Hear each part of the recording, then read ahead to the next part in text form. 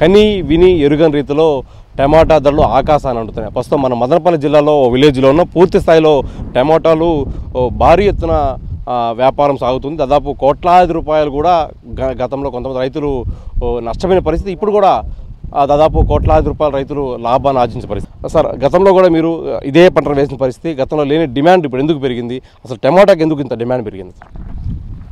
గతం అంటే 2వ నెల ప్రస్తుతం అయితే టమాటా నాటడం జరుగుతుంది.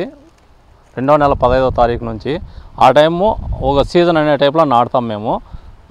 కాబట్టి నాటినాము. కానీ ఆ సీజన్ టైంలో రేట్ అమ్మడం లేదు. దానివలన టమాటా చాలా మంది చెడిపోయినారు.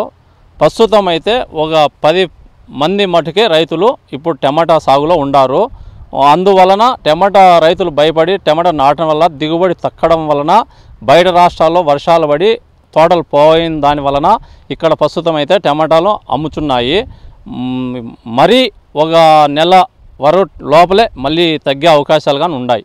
మీకు ఎంత పెద్ద గిట్టుబాడింది? గతంలో నష్టమైన పరిస్థితి మీరే చెప్పారు, నష్టపోయామని. ఇప్పుడు ఎంత గిట్టుబాడింది? మీకు ఆదాయం వచ్చిందా? ఇప్పుడేం ఆదాయం రావడం లేదు. పోయిన లాసు కవర్ అయింది అంతవరకునే. మనకేం రైతుకేమో మిగలడం లేదు. ముందు నాటినోడు రెండోసారి నాటితే వానికి గిట్టుబాటు ధర మటుకే జరిగింది, లాభం అయితే లేదు.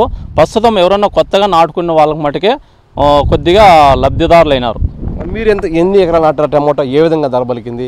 ఇవాళ కూడా మార్కెట్లో బాక్స్ 1350 రూపాయలని చెప్పి మీరే విక్రయించాలని చెప్పారు కదా, ఏ విధంగా ఉంది? 180, 200 అట్లా అమ్మింది.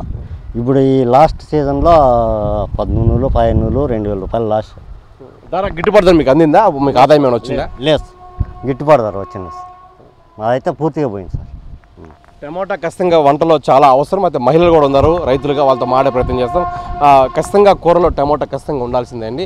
ఎంత ధర పోయింది? గతంలో మీకు ఏమైనా ఈ నష్టాలు వచ్చినప్పుడు ఇప్పుడు లాభం ఆర్జించారా మీరేమన్నా? మాకేం పెద్దగా లాభాలు లేదండి. ఆటకాటికి పెట్టుబడులు వచ్చింటాయి అంతే. లాభాలు అయితే అవును, మనం పెట్టిన పెట్టుబడి వచ్చింటుంది.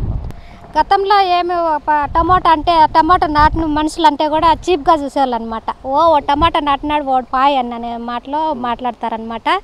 ఇప్పుడు ఏదో 100 మందిలో నాటింటే 90 మంది పోయినారు, 10 మందికే వస్తాండే డబ్బులు. అప్పుడు 90 మంది లాసే కదా. గతంలో కూడా నష్టపోయిన రైతులు ఇప్పుడు పూర్తి స్థాయిలో లాభాలను ఆర్జించారని చెప్పుకుంటారు. అయితే 100లో 10 మంది మాత్రమే గతంలో లాస్ అయిన ధర ఇప్పుడు మాత్రమే అందిందని చెప్తున్నారు. ఎందుకంటే గతంలో చాలా వరకు నష్టపోయామని, కోవిడ్ టైం కావచ్చు, వర్షాల టైం కావచ్చు, నష్టపోయిన పరిస్థితిలో ఇప్పుడు మేము కొంచెము గిట్టుబాటు ధర మాకు అందిందని, ఇప్పుడు వేసిన పంటకు అక్కడికక్కడికే ఆదాయం వచ్చిందని చెప్తున్నారు.